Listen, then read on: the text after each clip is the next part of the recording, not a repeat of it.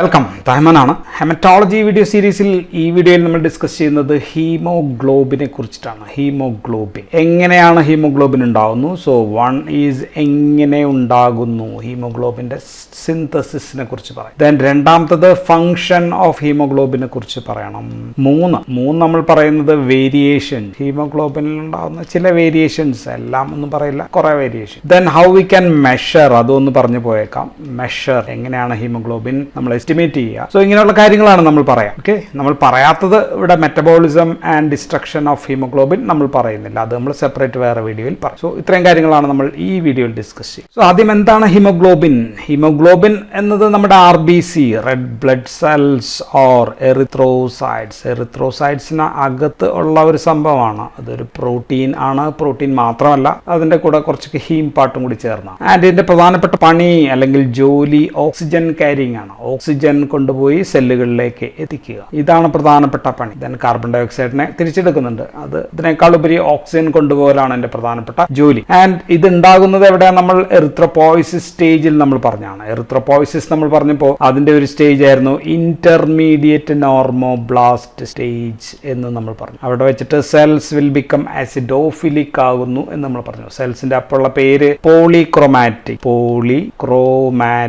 എറിത്രോബ്ലാസ്റ്റ് ആകുന്നു എന്ന് നമ്മൾ പറഞ്ഞു. അവിടെ വെച്ചിട്ടാണ് ഹീമോഗ്ലോബിൻ RBCയിൽ ഉണ്ടായി തുടങ്ങുന്നത്. സോ അതുകൊണ്ടാണ് RBCയുടെ കളർ മാറുന്നത്. RBC ആ സമയത്ത് ഒരു റെഡ് പിഗ്മെന്റ്സ് അതിനകത്തേക്ക് വരുമ്പോൾ ആസിഡോഫിലിക് ആകും എന്ന് നമ്മൾ പറഞ്ഞു. ആൻഡ് പിന്നീട് അത് റെറ്റിക്കുലോസൈറ്റ്സ് ആകുന്നത് വരെ തുടർന്നുകൊണ്ടിരിക്കും. റെറ്റിക്കുലോസൈറ്റ്സ് ആകുന്നത് വരെ ഹീമോഗ്ലോബിൻ സിന്തസിസ് തുടരും. റെറ്റിക്കുലോസൈറ്റ്സ് ആയതിനു ശേഷം അത് ബ്ലഡിലേക്ക് പോകും നമുക്കറിയാം. എങ്കിലും റെറ്റിക്കുലോസൈറ്റ്സിൽ നിന്ന് വളരെ മൈന്യൂട്ട് ആയിട്ടുള്ളത് ആ മെച്ചുറേഷൻ സ്റ്റേജിൽ കുറച്ചും കൂടി ഉണ്ടായേക്കാം. സോ ഇങ്ങനെയാണ്, ഇവിടെയാണ് ഹീമോഗ്ലോബിൻ ഉണ്ടാകുന്ന ആ stage in erythropoiesis. So take away point is haemoglobin is inside the RBC. RBCയുടെ അകത്ത് ഹീമോഗ്ലോബിൻ ഉണ്ട്. നമ്മളിപ്പോൾ ഹീമോഗ്ലോബിന്റെ സ്ട്രക്ചർ എടുത്ത് നോക്കിയാൽ നമുക്ക് രണ്ട് തരം ഭാഗങ്ങൾ കാണാം. 2 പാർട്സ് ഓഫ് ഹീമോഗ്ലോബിൻ, അല്ലെങ്കിൽ 2 ഏരിയാസ് ആയിട്ട് നമുക്ക് ഹീമോഗ്ലോബിൻ ഇത് ഒരു ഏരിയ ആണ്, ഇത് വേറൊരു ഏരിയ. സോ ആദ്യത്തേത് പ്രോട്ടീൻ ആണ്. പ്രോട്ടീൻ ഓർ ഗ്ലോബിൻ എന്നാണ് നമ്മൾ പറയുന്നത്. സോ ഗ്ലോബിൻ പാർട്ട് ഉണ്ട്. ഗ്ലോബിൻ പാർട്ട് എന്ന് പറയുമ്പോൾ ഇത് ഗ്ലോബിൻ പാർട്ടാണ്, ഇത് ഗ്ലോബിൻ പാർട്ടാണ്, ഇത് ഗ്ലോബിൻ പാർട്ടാണ്, ഇത് ഗ്ലോബിൻ. ഈ ഗ്ലോബിൻ എന്ന് പറയുന്നത് പ്രോട്ടീൻ പാർട്ടാണ്. So protein part is called as the globin. രണ്ടാമത്തത് ഒരു പിഗ്മെന്റഡ് ഏരിയ ആണ്. സോ ദിസ് ഏരിയ, ഈ ഏരിയയെ പറ്റിയാണ് ഞാനിപ്പോൾ പറയാം. ഈ രണ്ടാമത്തെ ഏരിയ പിഗ്മെന്റ് പാർട്ടാണ്. സോ ഇത് ഫസ്റ്റ് പാർട്ട് ആണെങ്കിൽ ഇത് സെക്കൻഡ് പാർട്ട്. അതിനെ നമ്മൾ ഹീം എന്നാണ് പറയാ. സോ ഞാൻ ഇവിടെ എഴുതാം haem. So this is haem part, this is haem part, this is haem part, this is haem part, and this is globin. So ഇത്രയും ഗ്ലോബിനും ഹീമും കൂടി ചേർന്ന ഒരു ഭാഗമാണ്. ആൻഡ് ഹീം എന്ന് പറയുന്നത് ഒരു iron containing or pigmented iron containing pigment ഭാഗമാണ്. അത് നമുക്ക് പ്രോസ്തെറ്റിക് പാർട്ട് എന്ന് പറയാം. പ്രോസ്തെറ്റിക് പാർട്ട് എന്ന് വെച്ച് കഴിഞ്ഞാൽ ഈ പ്രോട്ടീനിൽ ഒട്ടിച്ചേർത്ത് വെച്ചിരിക്കുന്നതാണ് നമ്മൾ പ്രോസ്തെറ്റിക് പാർട്ട് എന്ന് പറയുന്നത്. So iron pigment containing prosthetic part എന്ന് നമുക്ക് പറയാം. പ്രോസ്തെറ്റിക് പാർട്ട് ആക്ച്വലി ഈ ഭാഗമാണ് ഓക്സിജൻ കൊണ്ടുപോകുന്നത്, ഈ ഭാഗമാണ്. ഇതിന് സപ്പോർട്ട് ചെയ്യാൻ വേണ്ടിയിട്ടുള്ള പ്രോട്ടീനേസ് സ്ട്രക്ചറാണ് ശരിക്കും ഗ്ലോബിൻ എന്ന് പറയാം. സോ നമുക്ക് ആദ്യം ഈ ഭാഗം മാത്രം എടുത്തു നോക്കാം, എങ്ങനെയാണ് ഇത് ഉണ്ടാകുന്നത് എന്നൊക്കെ നോക്കാം. ഇതാണ് നമ്മൾ പറഞ്ഞ ഹീമിന്റെ ഭാഗം. സ്ട്രക്ചർ കണ്ട് പേടിക്കണ്ട, സിമ്പിൾ ആണ്. ഈ അയേൺ, ഇതാണ് അയേൺ ഒട്ടിച്ചേർന്നിരിക്കുന്നത് പ്രോട്ടോഫോർഫൈറിൻ 9 എന്ന് പറയുന്ന ഒരു കോംപ്ലക്സ് ആയിട്ടുള്ള റിംഗ് സ്ട്രക്ചറിലാണ്. സോ ഈ റിംഗ് സ്ട്രക്ചർ, ഈ ബ്ലൂ കളറിൽ കാണുന്ന ഈ സംഭവങ്ങളാണ് പ്രോട്ടോഫോർഫൈറിൻ റിംഗ് സ്ട്രക്ചർ. അതിന്റെ നടുവിലാണ് ഈ അയേൺ. ആൻഡ് ഈ പ്രോട്ടോഫോർഫൈറിൻ റിംഗ് ഉണ്ടാക്കാനായിട്ട് നമുക്ക് 4 പൈറോൾ റിംഗ് വേണം. ഇതാണ് പൈറോൾ റിംഗ്. സ്ട്രക്ചർ കൃത്യമൊന്നുമല്ല, ഞാൻ ഏകദേശം വരച്ചു വെച്ച് മാത്രമേ. സോ ഇത് നമുക്ക് പൈറോൾ റിംഗ് ആയിട്ട് കൺസിഡർ ചെയ്യാം. സോ ആദ്യം അപ്പോൾ പൈറോൾ റിംഗ് നമ്മൾ ഉണ്ടാക്കിയെടുക്കണം. പൈറോൾ റിംഗ് ഉണ്ടാക്കിയെടുക്കാൻ നമ്മൾ ചെയ്യുക 2 സക്സിനൈൽ കോയെ എവിടെ നിന്ന് കിട്ടുന്നത് നമുക്കറിയാം എന്ന് ഞാൻ കരുതുന്നു. ബയോകെമിസ്ട്രിയിൽ പഠിച്ചിട്ടുണ്ടാവും. വാലിൽ നിന്ന് കിട്ടും, മെത്തിയോണിൽ നിന്ന് കിട്ടും, isoleucine, threonine, odd chain fatty acid. So tricyclic TCA സൈക്കിളിന്റെ ഒരു ബൈ പ്രൊഡക്റ്റ് ആണ് സക്സിനൈൽ. അതിന്റെ കൂടെ നമ്മൾ 2 ഗ്ലൈസീനും കൂടി ചേർക്കും. അപ്പൊ നമുക്ക് പൈറോൾ റിംഗ് കിട്ടും. ആദ്യം നമുക്ക് പൈറോൾ റിംഗ് കിട്ടും. ഇനി ഇതേപോലെ 4 പൈറോൾ റിംഗ് ഉണ്ട്. 1 2 3 4 പൈറോൾ റിംഗ് കൂട്ടിച്ചേർത്തിട്ടാണ് നമ്മൾ പ്രോട്ടോഫോർഫൈറിൻ ഉണ്ടാക്കുക. നമുക്ക് വേഗം പ്രോട്ടോഫോർഫൈറിൻ എന്ന് എഴുതാം. പ്രോട്ടോഫോർഫൈറിൻ 9 എന്നാണ് പറയാം. പ്രോട്ടോഫോർഫൈറിൻ റിംഗ് 9 സ്ട്രക്ചർ ഉണ്ടാക്കും. സോ ഇതിനിടയിൽ ഒരുപാട് സ്റ്റെപ്പുകൾ ഉണ്ട് കേട്ടോ. നിങ്ങൾ ബയോകെമിസ്ട്രി, എനിക്കറിയില്ല, ബയോകെമിസ്ട്രിയിൽ പഠിക്കും. ഉദാഹരണത്തിന് അത് ഡെൽറ്റ അമിനോ ലെവലൂണേറ്റ് ആകും, ദെൻ പോർഫൈറോ ബിലിനോജൻ ആകും, ദെൻ യൂറോ പോർഫൈറിനോജൻ ആകും, കോപ്രോ പോർഫൈറിനോജൻ ആകും. സോ ഇതൊക്കെ ആയിട്ടാണ് ഇവിടെ ഒരുപാട് സ്റ്റെപ്പുകളുണ്ട്. അവസാനം ഈ പ്രോട്ടോ പോർഫൈറിൻ 9 എന്ന് പറയുന്ന സ്ട്രക്ചർ. സോ ഇതിന്റെ ഒറ്റ നടുവിലാണ് നമ്മുടെ അയേൺ ഇരിക്കുക. ഈ അയേൺ ഇരിക്കുക Fe2+ സ്റ്റേജിലാണ്. Fe2+, അത് നമ്മൾ ഫെറസ് സ്റ്റേജ് എന്നാണ് പറയാം, ഫെറസ് സ്റ്റേജ്. സോ ചിത്രം നോക്കി കഴിഞ്ഞാൽ നമുക്ക് ഈ അയണിന്റെ നടുവശം എല്ലാ ഭാഗത്തുള്ള നൈട്രജൻ. സോ ഇത് നൈട്രജൻ ആണ്, ഇത് നൈട്രജൻ ആണ്, ഇത് നൈട്രജൻ ആണ്. ഇവിടെ നൈട്രജൻ രണ്ടും ബോണ്ട് ഫോം ചെയ്തിട്ടുണ്ട്. ഇവിടെ നൈട്രജൻ 2 കോർഡിനേറ്റ് ബോണ്ടാണ്. അപ്പൊ ഇങ്ങനെ ഇരിക്കാം, ഒട്ടിച്ചേർന്നിരിക്കാം. സോ ഇങ്ങനെയുള്ള പ്രോട്ടോപോർഫൈറിൻ ഗ്ലോബിൻ ഭാഗവുമായിട്ട് ഒട്ടിച്ചേരാം. സോ ഗ്ലോബിൻ നമ്മൾ നേരത്തെ കണ്ടു, ഗ്ലോബിന്റെ ഭാഗമാണ് ഈ കാണുന്നത്. സോ ഈ വരച്ചിരിക്കുന്നത് ഗ്ലോബിൻ ഒരു പ്രോട്ടീൻ ആണ്. പ്രോട്ടീൻ എന്ന് വെച്ച് കഴിഞ്ഞാൽ ഒരു അമിനോ ആസിഡ്, അടുത്ത അമിനോ ആസിഡ്, അല്ല പല അമിനോ ആസിഡുകൾ ചേർന്നിട്ടാണ് ഒരു പ്രോട്ടീൻ ഉണ്ടാക്കുക. അപ്പൊ നമുക്ക് ആദ്യം ഗ്ലോബിൻ ഒന്ന് കണ്ടിട്ട് ഇതിനകത്തേക്ക് വരാം. ഈ ഗ്ലോബിൻ എന്ന് പറയുന്നത് 4 പ്രോട്ടീനുകൾ ചേർന്ന ഒരു സ്ട്രക്ചർ ആണ് എന്ന് പറഞ്ഞു. 4 പ്രോട്ടീനുകൾ അല്ലെങ്കിൽ 4 പോളിപെപ്റ്റൈഡുകൾ ചേർന്ന ഒരു ബിഗ് പ്രോട്ടീൻ സ്ട്രക്ചർ ആണ്. സോ സാധാരണ ഇതിന് 2 ആൽഫ ചെയിൻ, 2 ആൽഫ ചെയിൻ ഉണ്ടാകും, 2 ബീറ്റ ചെയിൻ. 2 ആൽഫ ചെയിനും 2 ബീറ്റ ചെയിനും ഉള്ള ഒരു ഗ്ലോബിനെ നമ്മൾ, ആ പ്രോട്ടീനെ നമ്മൾ വിളിക്കുക HB ഹീമോഗ്ലോബിൻ A എന്നാണ്. Haemoglobin A or A for adult, haemoglobin adult എന്നാണ് വിളിക്കുക. ഇതാണ് 97.97 to 98% മനുഷ്യരിൽ ഇതാണ് ഹീമോഗ്ലോബിൻ അഡൽട്ട്. പക്ഷെ ചിലരിൽ ഈ ബീറ്റ, സോ ഇവിടെ ഞാൻ വരച്ചിട്ടുണ്ട്. സോ ഇത് 2 ആൽഫ 1 അപ്രോപ്പറായിട്ട് ഇരിപ്പുണ്ട്, 2 ബീറ്റ 1 അപ്രോപ്പറായിട്ട്. ചിലരിൽ ഈ ബീറ്റയ്ക്ക് പകരം ഇതിനും പകരം ചിലപ്പോൾ ഡെൽറ്റ ആയിരിക്കും. ഡെൽറ്റ ആണെങ്കിൽ അത് HbA2 ആണ്. HbA2 എന്നാണ് അതിനെ വിളിക്കുക. അതൊരു 1 to 3% ആൾക്കാരിൽ ചിലപ്പോൾ HB ഡെൽറ്റ ആയിരിക്കും. സോ ഈ ബീറ്റയ്ക്ക് പകരം ഡെൽറ്റ ആയിരിക്കാം, ഇവിടെയും ഡെൽറ്റ ആയിരിക്കും. ഇനി കുട്ടികളിൽ ഫീറ്റൽ ലൈഫ്, അതിന് നമ്മൾ HbF എന്നാണ് വിളിക്കുക, ഫീറ്റൽ ഹീമോഗ്ലോബിൻ എന്നാണ് വിളിക്കുക. അവരിൽ പക്ഷേ ഈ ബീറ്റയ്ക്ക് പകരം അവരിൽ ഗാമ ആയിരിക്കും. So instead of this beta 1 beta 2 they will be having gamma എന്ന് പറയുന്ന പ്രോട്ടീനാണ്, ഗാമ പ്രോട്ടീൻ. അപ്പോൾ 2 ആൽഫ 2 ഗാമ ആയിരിക്കും അവരിൽ ഉണ്ടാകുന്നത്. അങ്ങനെയുള്ള പ്രോട്ടീനെ ഹീമോഗ്ലോബിൻ, ഫീറ്റൽ ഹീമോഗ്ലോബിൻ എന്നാണ് പറയുക. ഫീറ്റൽ ഹീമോഗ്ലോബിന്റെ പ്രത്യേകത എന്താണെന്ന് വെച്ച് കഴിഞ്ഞാൽ this can bind oxygen more affinity ഉണ്ട്, ഓക്സിജനോട് കൂടുതൽ അഫിനിറ്റി ഉണ്ട്. അപ്പൊ എന്താ ഗുണം? അമ്മയുടെ വയറ്റിനകത്താണല്ലോ കുട്ടിയുള്ളത്. സോ പ്ലാസന്റ വഴി കൂടുതൽ ഓക്സിജൻ ഇതിനകത്തേക്ക് ബൈൻഡ് ചെയ്യാനായിട്ടുള്ള ചാൻസ് കൂടും. ഇനി ചില ആൾക്കാരിലെ ഈ ബീറ്റ, അതും കൂടി ഒന്ന് പറഞ്ഞു പോയേക്കാം, ഈ ബീറ്റയിൽ ചില വ്യത്യാസങ്ങൾ ഉണ്ടായിരിക്കാം. സോ സാധാരണ രീതിയിൽ ബീറ്റ ഇപ്പൊ പ്രോട്ടീൻ ആണ്, അപ്പൊ ഒരു അമിനോ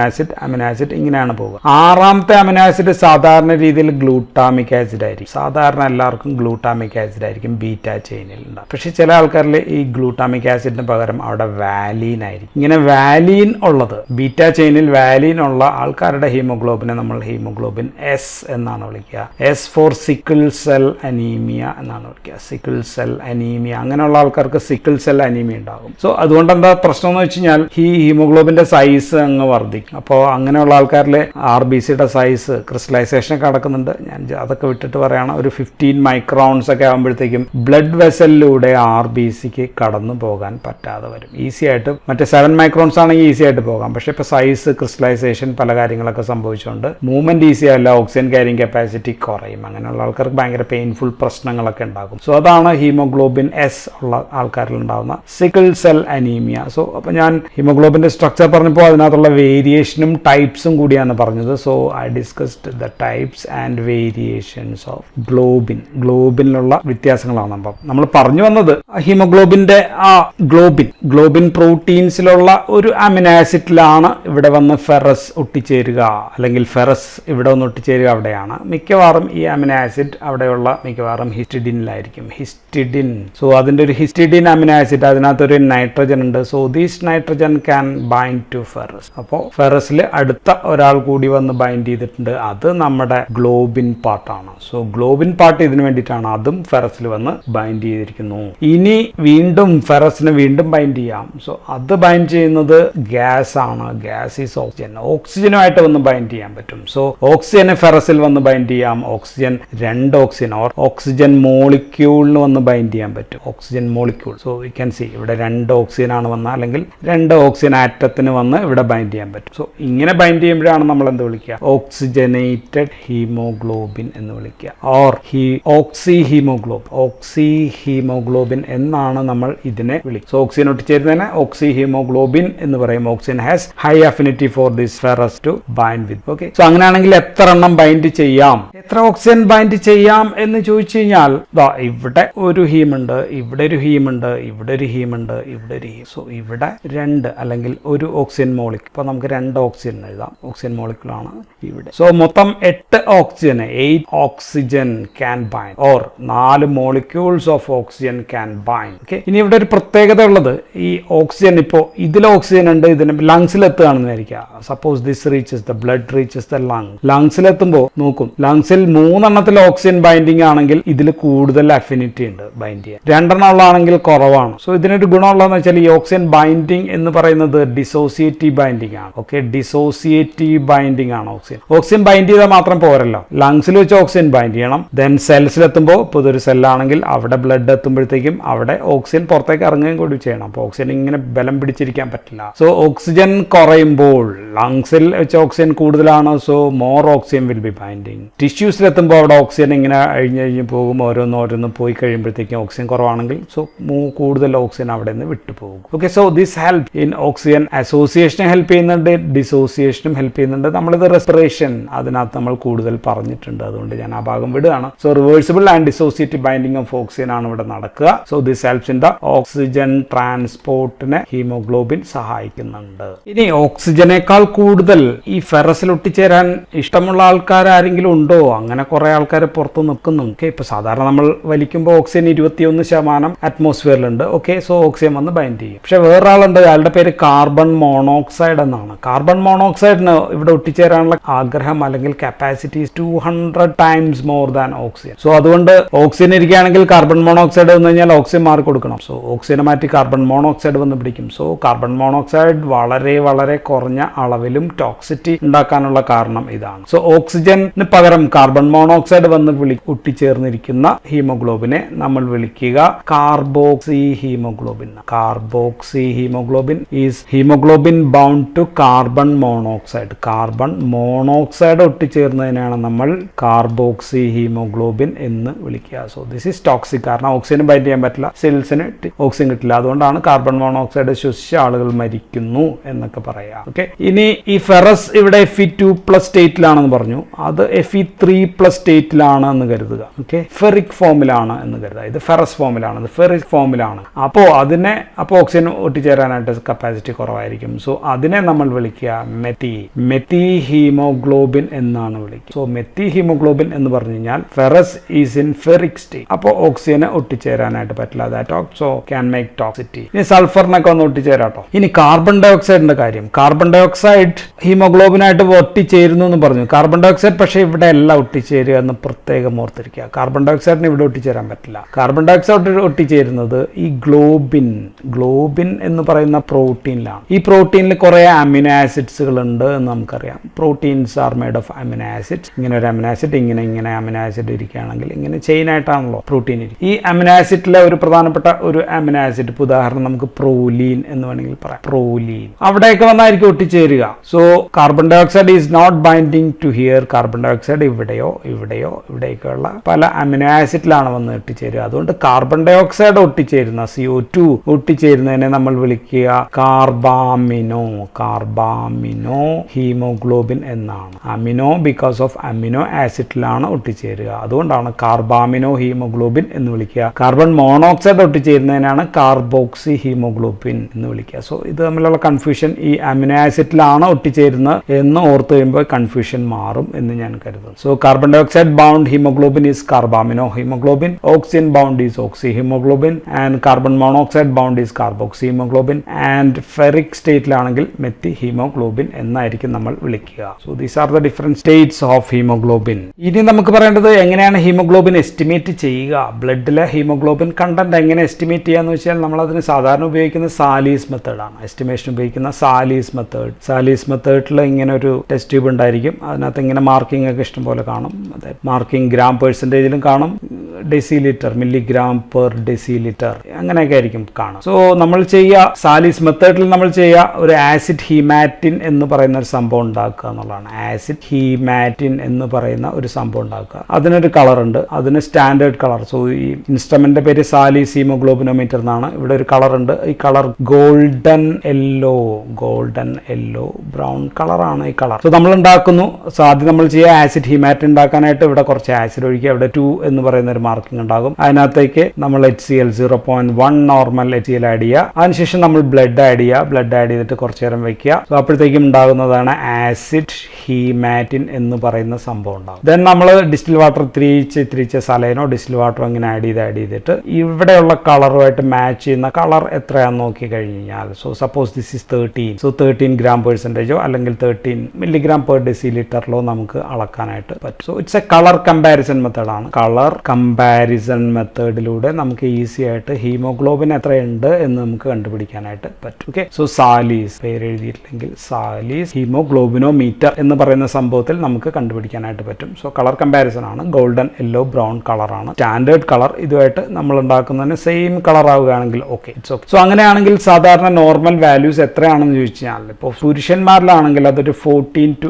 18, നമുക്ക് പല രീതിയിൽ പറയാം. ഞാനിവിടെ മില്ലിഗ്രാം പെർ ഡെസിലിറ്ററിലാണ് പറയാം. ആണെങ്കിൽ ഓക്കെ, നോർമൽ ആണ്. സ്ത്രീകളിലാണെങ്കിൽ ഒരു 12 to 15 ഒക്കെ മില്ലിഗ്രാം പെർ ഡെസിലിറ്ററിലാണെങ്കിൽ ഓക്കെ ആണ്. ദെൻ ഇൻഫൻസ്, കുട്ടികളിലാണെങ്കിൽ ജനിച്ച ഉടനെയൊക്കെ ആണെങ്കിൽ 21 to 23 വരെ കിട്ടാം മില്ലിഗ്രാം പെർ ഡെസിലിറ്റർ. ഒരു വയസ്സൊക്കെ ആകുമ്പോഴത്തേക്കും അത് താന്ന് 12 to 13 മില്ലിഗ്രാം പെർ ഡെസിലിറ്റർ ഒക്കെ ആയിട്ട് കിട്ടും. So this is normal value. So haemoglobin normal value എന്ന് വെച്ച് കഴിഞ്ഞാൽ 14 to 18 ഇൻ മെയിൽ. ഇത് മെയിലാണ്, ഇത് ഫീമെയിലാണ്, ഇത് ഇൻഫന്റിലാണ്, ഇത് ഒരു വയസ്സൊക്കെ ആകുമ്പോഴത്തേക്കും താഴത്തേക്ക് വന്നതാണ്. ഇതാണ് normal value. So normal values of haemoglobin ഇതാണ്. ഇത് കുറഞ്ഞു കഴിഞ്ഞാലോ, ഈ നോർമൽ വാല്യൂ ഒരാൾക്ക് ഇല്ലെങ്കിലാണ് നമ്മൾ അനീമിയ എന്ന് പറയാം. സോ അനീമിയ നമുക്ക് പല രീതിയിൽ ഡിഫൈൻ ചെയ്യാം. ഡിക്രീസ്ഡ് ഓക്സിജൻ ക്യാരിയിങ് കപ്പാസിറ്റി എന്ന് പറയാം, ഡിക്രീസ്ഡ് RBC എന്ന് പറയാം, ഡിക്രീസ്ഡ് ഹീമോഗ്ലോബിൻ എന്ന് പറയാം. എന്തായാലും ഹീമോഗ്ലോബിൻ കുറയുന്നുണ്ട്. ഹീമോഗ്ലോബിൻ കുറയുമ്പോഴത്തേക്കും ഓക്സിജൻ ക്യാരിയിങ് കപ്പാസിറ്റി കുറയും. അപ്പോഴത്തേക്കും അനീമിയ ഉണ്ടാകും. ഓക്കെ, സോ എപ്പോഴൊക്കെ അനീമിയ വരാം എന്ന് വെച്ച് കഴിഞ്ഞാൽ, സോ നമ്മളിപ്പോൾ ഓൾറെഡി കണ്ടു കഴിഞ്ഞു അയണിന് വലിയ റോൾ ഉണ്ട്. സോ ഇഫ് ഡിക്രീസ്ഡ് അയൺ ഉണ്ടാകുമ്പോഴത്തേക്കും അനീമിയ വരാം. എന്ത് തരം അനീമിയ എന്ന് ഞാൻ നേരത്തെ പറഞ്ഞിട്ടാണ് ഓർക്കുക. ദെൻ പ്രോട്ടീൻസ് അല്ല, ഹീമോഗ്ലോബിൻ ഉണ്ടാവാൻ ഗ്ലോബിൻ പ്രോട്ടീൻ വേണം. അപ്പോൾ നമ്മൾ കഴിക്കുന്ന പ്രോട്ടീൻ ഒക്കെ കുറഞ്ഞു കഴിഞ്ഞാൽ പ്രോട്ടീൻ ഉണ്ടാക്കലൊക്കെ കുറയും. സോ അപ്പോൾ വരാം ബ്ലഡ് ലോസ്, ഹെമറേജ് ഉണ്ടായിക്കഴിഞ്ഞാൽ ബ്ലഡ് കുറയുമ്പോൾ എർത്രോസൈറ്റ്സ് കുറയുമ്പോൾ അതിനകത്ത് ഹീമോഗ്ലോബിൻ കുറയും. സോ അനീമിയ വരാം. ദെൻ വൈറ്റമിൻ B12 കുറഞ്ഞാൽ വരാം, ഫോളിക് ആസിഡ് കുറഞ്ഞാൽ വരാം. ഇങ്ങനെ ഒരുപാട് സംഭവങ്ങൾ കുറഞ്ഞു കഴിയുമ്പോഴത്തേക്കും അനീമിയ വരാം. സോ നമുക്ക് അനീമിയയെ കുറിച്ച് സെപ്പറേറ്റ് വീഡിയോ ചെയ്യാം. ദെൻ ഹൈ ഓൾട്ടിറ്റ്യൂഡിൽ താമസിക്കുന്ന ആൾക്കാരിലാണെങ്കിലോ, ഹൈ ഓൾട്ടിറ്റ്യൂഡ് ഇപ്പോൾ കാശ്മീരിന്റെ അവിടെയൊക്കെ വലിയ പൊക്കത്തിലുള്ള അവിടെയൊക്കെ സ്ഥലങ്ങളിലൊക്കെ താമസിക്കുന്ന ആൾക്കാരിലാണെങ്കിൽ അവരുടെ ഹീമോഗ്ലോബിൻ അളവ് ഉയർന്നിരിക്കും. കാരണം അവിടെ ഹൈപ്പോക്സിയ ഉള്ളപ്പോൾ ഓക്സിജൻ കുറവാണ്, എയറിനകത്ത് ഓക്സിജൻ കുറവാണ്, decrease oxygen content in atmosphere. So പകരം ഹീമോഗ്ലോബിന്റെ അളവ് കൂടിയിരിക്കും. അവർക്ക് 18 to 20 വരെയൊക്കെ വരാം, അല്ലെങ്കിൽ 16 to 18 വരെയൊക്കെ ആയിരിക്കും അവരിൽ ഉണ്ടാവുക. Okay, so this all about haemoglobin. ഇനി നമുക്ക് haemoglobin destruction, metabolism, iron metabolism ഒക്കെ ഉണ്ട്. അത് നമുക്ക് പിന്നീട് മറ്റൊരു വീഡിയോയിൽ പറയാം. So that's all in this video. Thank you for watching.